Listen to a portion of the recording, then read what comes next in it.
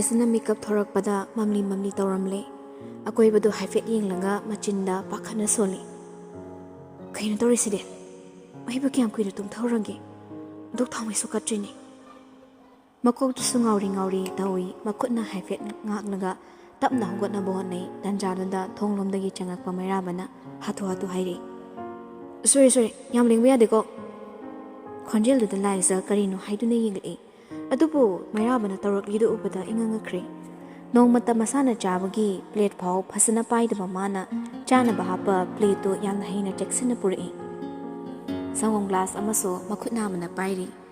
ꯃꯩꯔꯥꯕꯁꯨ ꯌꯧꯁꯤꯜꯂꯛꯇꯨꯅ ꯄꯣꯠꯁꯤꯡꯗꯨ ꯅꯥꯀꯜꯒꯤ ꯇꯦꯕꯜꯗꯨꯗ ꯊꯝꯃꯤ ꯑꯗꯨꯒ ꯂꯥꯏꯖꯒꯤ ꯅꯥꯀꯟꯗ ꯐꯝꯊꯔꯛꯂꯒ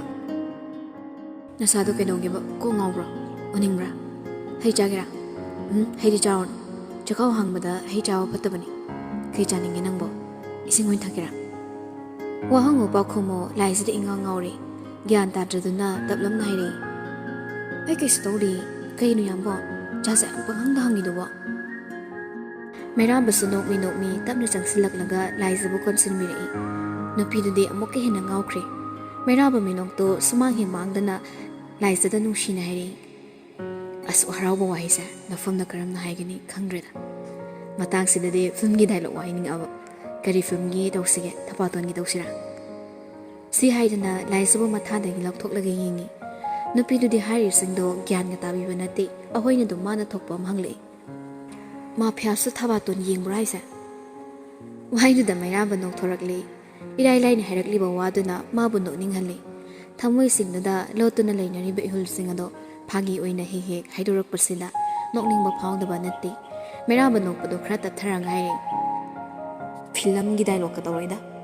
ꯑꯩꯁꯤꯕꯨ ꯋꯥ ꯌꯥꯝꯅ ꯉꯥꯡꯕ ꯍꯩꯖꯗꯕꯩꯗꯧꯅ ꯃꯊꯟꯗ ꯄꯉꯥꯡ ꯉꯥꯡꯂꯤꯗꯣ ꯂꯥꯏꯖ ꯒ꯭ꯌꯥꯟ ꯇꯥꯗꯗꯨꯅ ꯁꯥꯎꯅꯤꯡꯂꯛꯏ ꯃꯩꯔꯥꯕꯕꯨ ꯄꯩꯔꯞ ꯌꯦꯡꯂꯒ ꯀꯩꯗꯧꯔꯒꯦ ꯍꯥꯏꯕꯅꯤ ꯀꯣꯏꯊꯣꯛ ꯀꯣꯏꯁꯤꯟ ꯁꯨꯝ ꯇꯧ ꯂꯩꯇ꯭ꯔꯁꯨ ꯀꯣꯛ ꯍꯥꯏꯗꯧꯗꯣ ꯍꯥꯏꯔꯣꯕ ꯃꯩꯔꯥꯕ ꯇꯞꯅ ꯅꯣꯛꯂꯒ ꯏꯁꯧ ꯌꯥꯝ ꯂꯥꯡꯕꯗ ꯃꯃꯥ ꯁꯧꯍꯜꯂꯦꯅ ꯏꯆꯥꯅ ꯑꯩꯕꯨ ꯋꯥꯔꯧꯈꯤꯅꯤ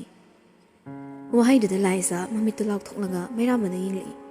ꯃꯇꯧꯗ ꯃꯩꯔꯥꯕꯁꯨ ꯅꯣꯛꯂꯒ ꯂꯥꯏꯖꯒꯤ ꯃꯈꯨꯠ ꯃꯆꯥ ꯑꯅꯤꯗꯨ ꯇꯞꯅ ꯂꯧꯁꯤꯜꯂꯤ ꯊꯋꯥꯏ ꯑꯣꯏꯕꯤ ꯃꯥꯕꯨ ꯅꯨꯡꯁꯤꯅ ꯌꯦꯡꯂꯒ ꯍꯥꯏꯔꯛꯏ ꯁꯤꯗꯒꯤꯅꯤꯅꯦ ꯀꯞꯄꯁꯨ ꯌꯥꯔꯣꯏ ꯁꯥꯎꯕꯁꯨ ꯌꯥꯔꯣꯏ ꯊꯋꯥꯏ ꯅꯨꯡꯉꯥꯏꯇꯕꯁꯨ ꯌꯥꯔꯣꯏ ꯑꯗꯨꯒ ꯅꯪ ꯅꯨꯡꯉꯥꯏꯇꯅꯕꯁꯨ ꯑꯩꯅ ꯇꯧꯔꯣꯏ ꯀꯔꯤ ꯋꯥꯍꯩ ꯍꯥꯏꯔꯒ ꯊꯃꯣꯏꯁꯤ ꯄꯦꯟꯒꯅꯤ ꯑꯩ ꯈꯪꯗꯦꯗ ꯑꯗꯣ ꯂꯥꯏꯖ ꯑꯩ ꯌꯥꯝ ꯍꯔꯥꯎꯋꯦ ꯑꯩꯒꯤ ꯍꯔꯥꯎꯕꯁꯦ ꯎꯠꯊꯣꯛꯄ ꯉꯝꯕ ꯃꯔꯣꯜ ꯑꯍꯨꯝꯗ ꯄꯣꯠ ꯑꯝꯇ ꯂꯩꯇ꯭ꯔꯤ ꯍꯥꯏꯐꯝ ꯈꯪꯗꯅ ꯍꯔꯥꯎꯕ ꯐꯥꯎꯏ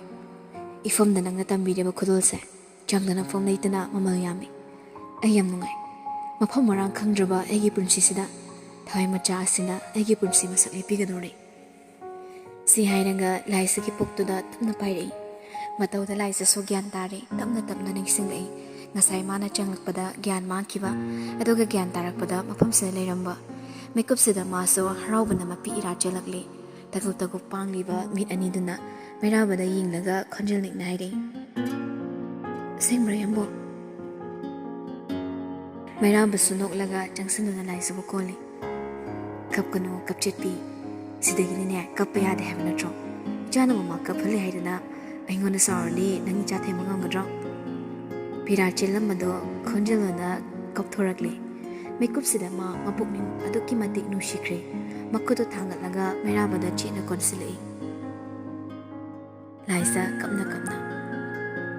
ꯏꯕꯣ ꯑꯩꯒꯤ ꯏꯆꯥ ꯑꯁꯦꯡꯕꯒꯤ ꯑꯩꯒꯤ ꯏꯆꯥ ꯑꯩ ꯌꯥꯝ ꯍꯔꯥꯎꯏ ꯌꯥꯝꯕꯣ ꯑꯩꯒꯤ ꯃꯥꯡꯈ꯭ꯔꯕ ꯃꯤꯅꯣꯛ ꯑꯃꯨꯛ ꯄꯨꯗꯨꯅ ꯏꯆꯥ ꯂꯥꯛꯑꯅꯤ ꯑꯩ ꯑꯃꯨꯛ ꯍꯟꯅ ꯅꯣꯛꯄ ꯐꯪꯂꯅꯤ ꯑꯩꯒꯤ ꯏꯆꯥ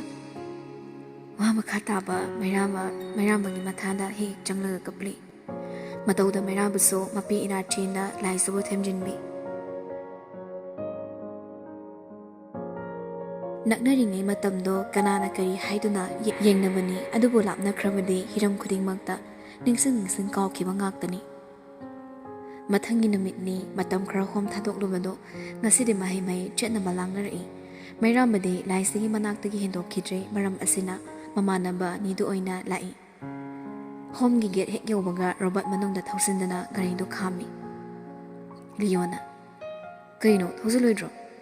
ꯀꯨꯝꯃꯨ ꯑꯩ ꯊꯕꯛ ꯑꯃ ꯆꯠꯂꯨꯒꯦ ꯀꯩ ꯊꯕꯛꯅꯣ ꯀꯥꯏꯗꯅꯣꯕ ꯋꯥ ꯌꯥꯝ ꯉꯥꯡꯒꯅꯨ ꯂꯤꯌꯣ ꯀꯨꯝꯃꯨꯗꯤ ꯀꯣꯛ ꯀꯨꯝꯃꯨ ꯏꯁꯧ ꯍꯥꯏꯐꯦꯠ ꯌꯥꯎꯔꯛꯄꯗꯨꯗ ꯂꯤꯌꯣ ꯃꯃꯤꯠꯇꯨ ꯄꯩꯅ ꯌꯦꯡꯂꯛꯏ Laurene nangso Mahamurkhadugi chatnabido laureba. Robert tapna wathi ko nang angnarsiba. Fare natana thadokba nungaitena haibibani. Aswaidane mai kap thokcharamjani. Aduisu nawa lawde kummi ei. Magi thokpa pangang nangamaga prapa kumthakre. Robert su hoi mai haida thongdo tapna thingsilaga gari thoduna chatkre. Leo su gate leplaga Robert ki mai ke yingli. Yingna surmapi amo hondoklaga machinda tapna soli. Nangna chatlido ai su khangi. Nangbu sumaina kyam kuina leikidoino. Aduk nungshirangani haibade ai mangda fong mangludabani. Amu hana surdo hondoklaga janglagi khanduna mai leithorai. Tanjai chana manasu homdagi thorai. Leo leptuna uram lairambadu umada hafet ngai adubu sauribani waroribani phet laithoklaga chakhi tawi. Leo nokmi Kaubidraso michi faudi ingbiramudana Mona chatna Nangwanda yingnaba mitpande Thawaina saukhibadunda Leo sunoklaga Monagi mangda lepsili Mona Leo bu sauna yinglaga Kaino mi lambi thatlise Lambi thatpanati wari sase ketuki Noi bazigi ketuki ro Akhoi bazigi ketuki habanati aigi ketuki habani Mona machinga do haipet peiraga Haido wado hairo ai thaba yam chile Uwa thaba ko misi ai da ngairabo Hairo doidi chatlage Si hairaga amu chatkinge tawi Leo so hathwa to amu thachili Phone thami ke ginoba Tobiraknaba mi leitabai thambani Aina torai dudi Kum kanga ka torokpa phone do tamma ngamro Ai thabak chin tawani nangbu kauthokpa nateba Kauthokpa nate ningsingdabani hayo Leo haipet chinglaga kaurai As Mona tablakna Aikhoi di cham zabini Chammi pangi khanduna sanabibani Nachina dukan manangbo kanana sanangamdiba Imo tawruraga wathi tarakpaduda Mona sauningna Leo gi pamomduda Kopana setse tharai Karan yam taningbra wathi yam ngangingbra ba Leo sunoklaga makhutna pamomda pairanga khara chathoi Naine njabisidi mawangat ke tawine Napagi wa Fuba lepnaga amuk laikibadunda Leo nokmi changsilaklaga Ado paum tazaramo Kay pauno Mi lai zoidi sega da permanent certificate ama yekiduri Ho adudi aisu khangzarabado Leo ngakna nangni kamai khangiba Nangbo phones off thamdai Aduna nangna toramdai da thamba Aini phone torakani di kamai khangiba Bhagavan hairiba Mi nungsinanaba thugai tawba Bhagavando yanglin saru tekani ngasi Pak tremta Pak lairi Ibani kamai tawsha haibanoba Mairabagi machana ibani chado phola se hairaba Mona pisunga do hafet suknaga yingli Nap chadaba wado yangang kano Nap chadaso phochin bira handok pira kaino tawra loir kaino Hairu oba ibani gina karam kana poksa hainoba Mona Leo bu sauna yinglaga lauri Chalo ko swaida Laisabi aingonda angang pagpa wari sadana Khanglaw larakpanuda Leo tung ngamang haifet yinglaga Monada onslay Ketuki sonungaisin Mina taraga kari khanduna haiba Is Aduguma wakhalga so khanba haibo ere nangsa Kaigino nangna chakhi tawriduba Monana makhong thangba hokkibaduda chaplemlaga hairakpani nupidu su khong thangnuga loinana hai Baba hidak pizaradoini Ay uningadi horen pung tarakpadane pukri mapana ngairam Thengakpa yai ngalakpa yai tamba ngamde Ngairam masu yai ngairam drasu yai Wadu ngang na phaniyam lapthokre Leo su nokmi Mona chatkibadu yinglaga layori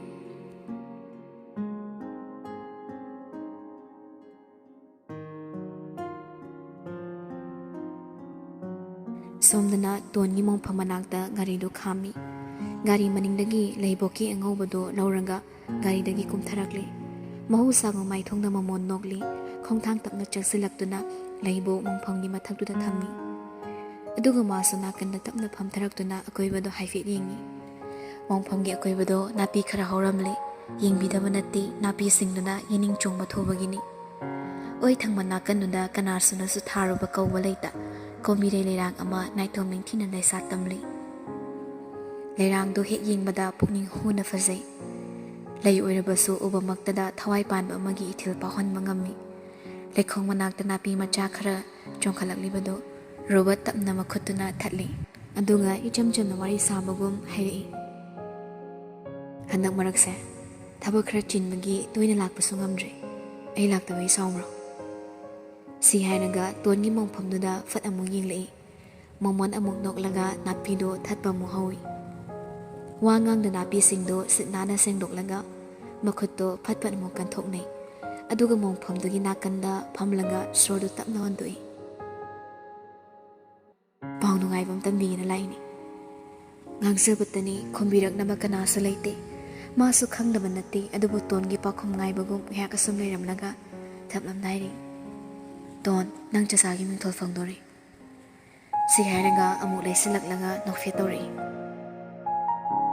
ꯄꯥꯎꯁꯤ ꯅꯨꯡꯉꯥꯏꯇ꯭ꯔꯣ ꯏꯃꯝ ꯃꯝꯁꯤꯜꯂꯕ ꯑꯩꯒꯤ ꯋꯥꯈꯜꯁꯤꯗ ꯄꯥꯎꯁꯤꯅ ꯃꯉꯥꯜ ꯑꯃ ꯄꯤꯕꯤꯔꯛꯄꯒꯨꯝ ꯇꯧꯏ ꯃꯤꯒꯤ ꯃꯆꯥꯅꯤ ꯑꯗꯨ ꯑꯣꯏꯔꯁꯨ ꯊꯋꯥꯏꯗꯣ ꯑꯅꯤꯡꯕꯅ ꯃꯄꯥ ꯃꯃꯥ ꯑꯣꯏꯕ ꯃꯈꯣꯏꯅ ꯑꯩꯉꯣꯟꯗꯒꯤ ꯀꯩꯁꯨ ꯍꯦꯜꯂꯝꯃꯣꯏꯗ ꯄꯥꯎꯗꯣ ꯍꯦꯛ ꯇꯥꯕꯒ ꯑꯩ ꯅꯪꯕꯨ ꯅꯤꯡꯁꯤꯡꯉꯤ ꯑꯅꯤꯡꯕꯁꯨ ꯐꯥꯎꯏ ꯅꯪ ꯂꯩꯔꯝꯂꯕ ꯄꯥꯎꯁꯤ ꯇꯥꯕꯗ ꯅꯪꯅ ꯍꯔꯥꯎꯒꯗꯕꯗꯣ ꯃꯤꯠꯇ ꯎꯏ ꯃꯌꯥꯝ ꯂꯣꯏꯅ ꯍꯔꯥꯎꯅꯩ ꯊꯃꯣꯏ ꯄꯦꯟꯅ ꯅꯣꯛꯅꯩꯗ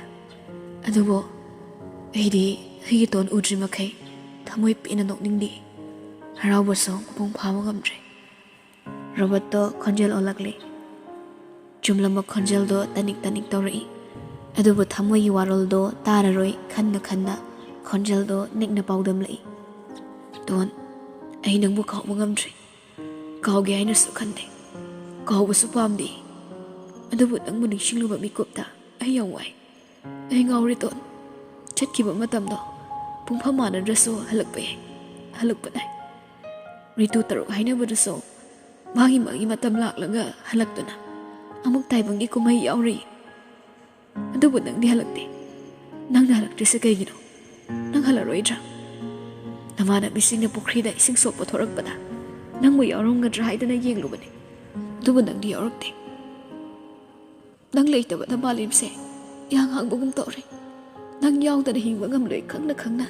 ꯑꯩ ꯉꯁꯤꯁꯨ ꯍꯤꯡꯂꯤꯌꯦ ꯇꯣꯟ ꯅꯪ ꯍꯜꯂꯔꯣꯏꯗ꯭ꯔꯣ ꯍꯤꯡꯍꯧꯔꯤꯕ ꯑꯩꯈꯣꯏꯒꯤ ꯃꯆꯠꯅꯤ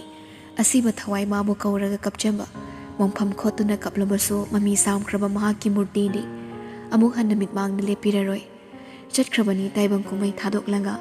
ꯑꯗꯨꯕꯨ ꯊꯤꯔꯤ ꯎꯄꯥꯏ ꯉꯁꯤꯁꯨ ꯊꯋꯥꯏ ꯃꯥꯕꯨ ꯍꯜꯂꯛꯅꯕ ꯍꯜꯂꯛꯂꯔꯣꯏ ꯈꯪꯅ ꯈꯪꯅ ꯉꯥꯏꯖꯕꯅꯤ ꯍꯜꯂꯛꯂꯔꯣꯏ ꯈꯪꯅ ꯈꯪꯅ ꯍꯪꯖꯕꯅꯤ ꯅꯪꯕꯨ ꯍꯜꯂꯛꯂꯔꯣꯏꯗ꯭ꯔꯥ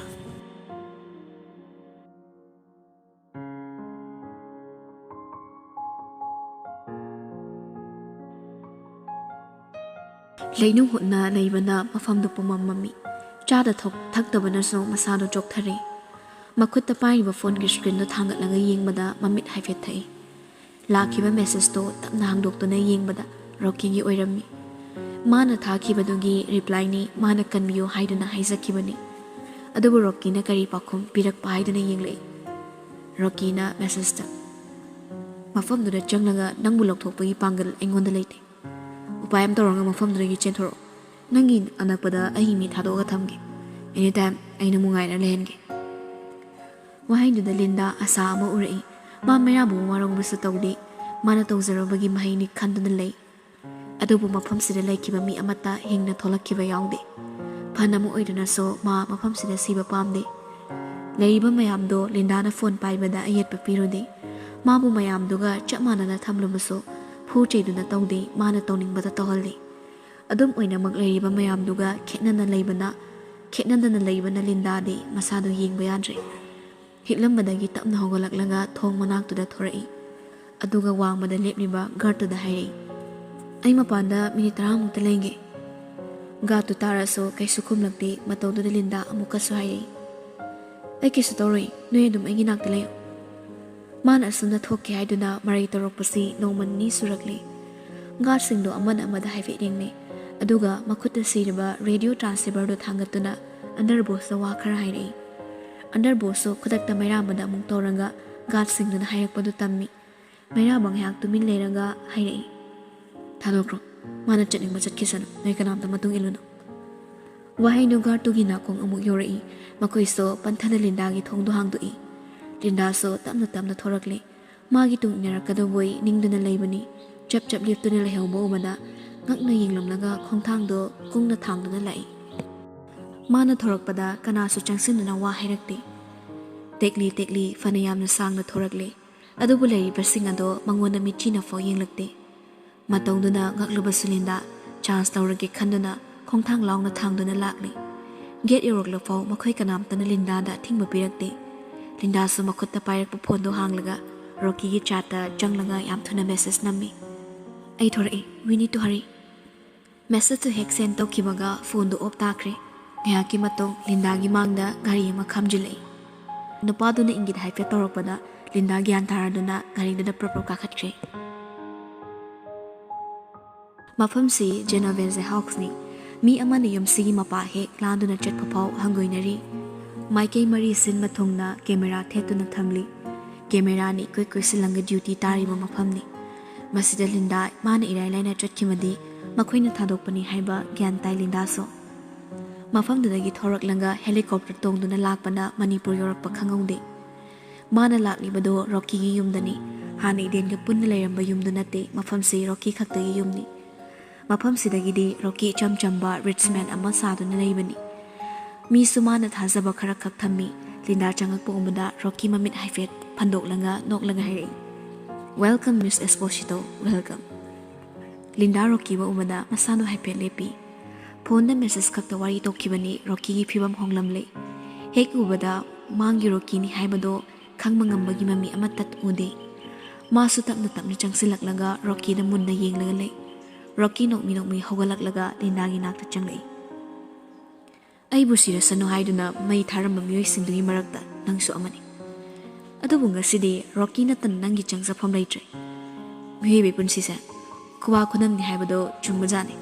natrani linda Rocky gi matawdo hainadaba pui kirup yenglaga taplam haire kaino Rocky nokmi linda gi nakta chakna tapna changsilai linda su Rocky da munna yenglaga tungda khongka khra halli linda Rocky bu kirup yenglaga kaino nang torise Rocky usitana noklaga aina torise laman khumiwa si hairaga changsilaklaga linda bu laktana inthui masaga khara sonbaga linda waldu da yesilaga leimai da haithakre marai bakta su I khara thorai traina maraktada mamituna Rocky da sauni yingli Rocky su amu changsilaklaga usitana noklaga haire nangna tokiwa aina korongani khanbra matang chabada nang buslaman khumge haidana ngairakkhimani adubu ngasidi sona aigi ningzaba thunganbiri Genovese family da khwaidigi fattabase nangni maraba aigi yeknamani adubu ai magi magun khangi fatrabasu makok leiba fattabani adubu nangdi nakok su yawduna fattabami akhoi thabak thorom khudingmak nangna lusinglaga mangan kiba ngaktani maraba na pibu order gi wangmada nangna mi kya hatki masi pumnamakki laman Rocky aina khongani mahik nangbu hana losilaga pumnamak aigi oigani tasingbamakni linda makok yamna yawdaba nupini Rocky gi asengba saklon khangna ngasi su makhongna mamang thizaduna mafamsida lakli mikupsidadi ma masana masabu pangmali haiduna chaijarakli chimbaldagi wahai amata thokpa ngamda mathangi mikupta Rocky na kari torakani khallaga tumin yenglaga le Rocky masu linda gi mathong wali khanduna khut yawdabi wahai no ina mit yengdugi pakhumbiri nang aigi khutta lerabani Rocky konga manai hainariba mairabagi kaisum sangduga Rocky aigi kaisum sanga khenarabaso China di aigi kaisum sangdana yengani aina to haiba thaba khudimak nang pangthokadabani hayingi numita ai laisabu mafamse purakani matamda nangi upai sizinaraga laisdagi diamond class to lawna bonagadaba masida mani yelaglaba mabus lemna thabai mahai da linda pakhatpagi mihul ama hafet chonglei Rocky tapna noklaga anam kallaga mairabada luhongkiba hanjin haira phau lam helaga magi da mak lepkiba magi mai thong yenglaga pumna mak khangduna lakpani adubu Rocky aigi khangbagi pangal loire hayingi numita aigi angamu pai sizinaraga mabusida purakani aigi diamond class phanglaga loire pasakto ifamda hek yokhibaga aigi ningba thungle minusina themba yadrabanina hingsa pamdrabaso hingsa gi chaina khangwa taba adubu pumnamakse sigi mangoinana nangna sillaga laisagi mafamda leiriba mairabagi nungsibada nangi semjinba wahaina muthatna bhotnagadabni Masi nangi na thongni. Aigi ani suba pama. Aigi aning ba nang na thong na mo nagadam. Lamang class na tana. Laizabuso mairabagi mafamdagi ay namunni. Si hairaga pairak yinglamlaga kaantagi khonglei thuna thokre. Ningamak changa sindi. Adok nungay na khai humduna layramba punsido. Fattaba wakhal amana lamzengduna purubado. Gyan tarakpada noraki thongsinda lepami. Wakat phamsulaita taina phamsulaita. Kay kiduna chelaga sawom omnaraba sazi amomni. Khulai paiba kaya na ngakliba chekpal marina koisinba. Ka asi noraki komga karibu khenaribagi. Miyay bay khoygi punsi haibado masi oiramli. Aina tawbana aina fangba haiba wahaido. Kaya da sumkrabano khalai. Ningamdana kapli themminaba kana sulaiti. Adubu maringzal kharap tawkiba mapido sasatay thoklaga. Thokiba rokigi maikay mamit khana yenglaga solawi. Hayang ginamita, laisa purak pangambu oyo. Hayi thawai tharabaso. Mairabagi ni haiduna tamlagpo pa sa amata. Nangi oiba dilayardana nakunabok sa olay.